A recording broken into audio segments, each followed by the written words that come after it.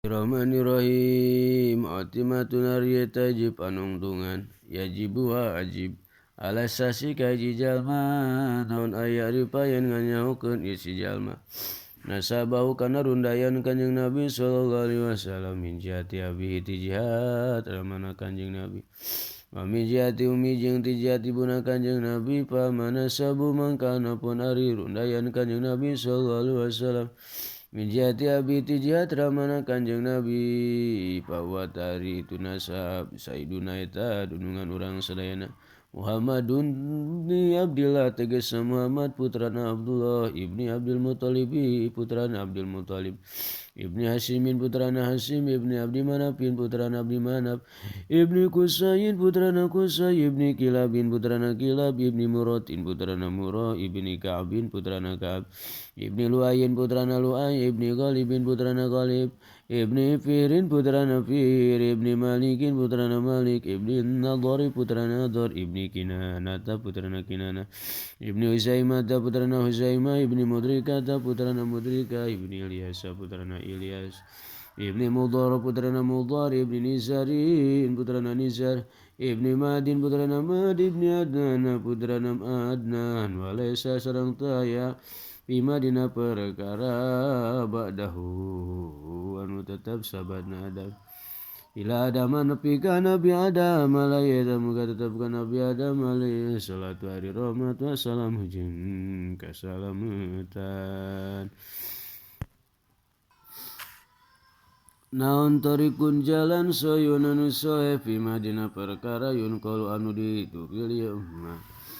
wa manasabu sareng ari anapun ari nasabna rundayan kanjeng Nabi sallallahu alaihi wasallam min jihati ummi ti jihati buna kanjeng Nabi wa huwa tari itu nasab sayyiduna eta dunungan urang sadayana Muhammad ibni Aminata tegasna Muhammad putra Aminah binti Wahab bin putrana Wahab bin Abdi Manaf bin putrana Abdi Manaf bin Zuhrata putrana Zuhrah ibni Kilab bin putrana Kilab atazami makan harima pakumpul itu Siti Aminah mahu sartana kanjeng Nabi sallallahu alaihi wasallam bijadihi diakina kanjeng Nabi Kilab bin tegas sama Kilab wa mimma sareng tina perkara yajib anu wajib aidon deui aya lama naon aya lama yen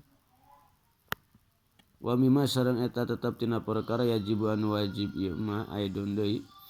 aya lama arieun nganyahukeun si jalma anallahu kana sanyana eta tetep pikeun kanjeng Nabi haudon ari aya talaga wa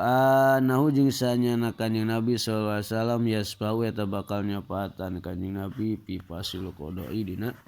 misahkeun hukuman di syafaatu jeung ari syafaat muhtasatun eta anu ditangtukeun bihi ka kanjeng Nabi sallallahu alaihi wasallam wa mimma sareng eta tetep tina perkara yajibu anu wajib ieu mah aidon deui aya ripa arieun nganyahokeun ngamaripatkeun si jalma arusula ka pirang-pirang rasul almazkurina anu dicaritakeun kabeh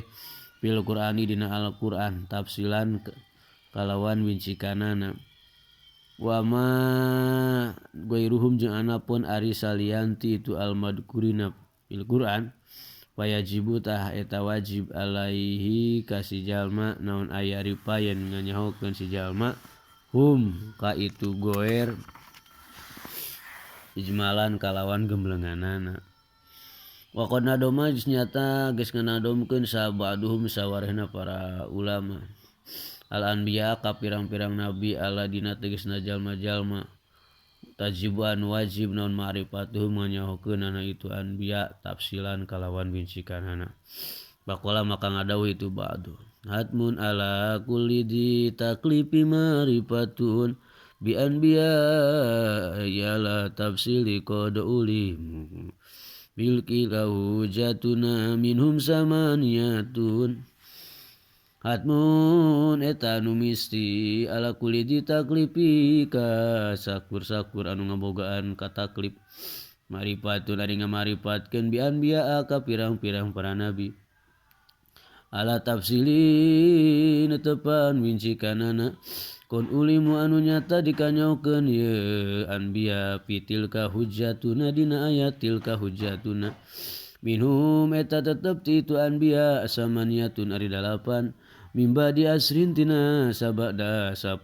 wayab ko jeung nyesa sabatun 7 wahum jeung ari itu sab'a Idrisu eta teh Nabi Idris Hudun jeung Nabi Hud Suaibun sareng Nabi Suaib Solihun sareng Nabi Soleh kadanya kitu deui Nabi Soleh Zulkifli ari Nabi Zulkifli Adam sareng Nabi Adam bil muhtarik ku Kanjeng Nabi Muhammad anu diselit